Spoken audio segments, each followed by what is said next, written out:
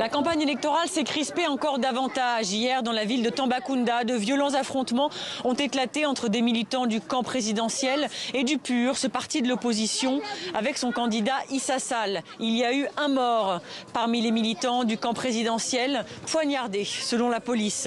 Le PUR a immédiatement suspendu sa campagne, mais il accuse la majorité présidentielle de saboter le travail des candidats de l'opposition, notamment en détruisant leurs véhicules ou encore avec des actes de provocation verbale.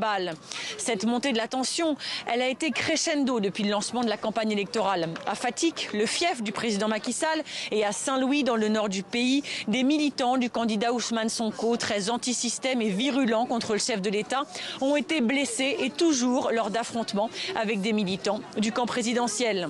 La société civile est inquiète et ce qui l'inquiète, ce sont les services d'ordre des partis politiques, tant du côté du pouvoir que de l'opposition, car pour elle, ce sont des sortes de milices. Ici, on utilise le thème nervis, qui ont été recrutés dans les quartiers populaires, mal formés et qui pourraient être responsables de débordements ou de violences.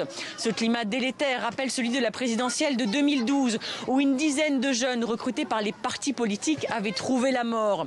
Ces dernières semaines, les appels au calme se sont multipliés. Ils émanent des partis politiques eux-mêmes, mais aussi des milieux religieux tels que l'association des imams du Sénégal et le clergé catholique.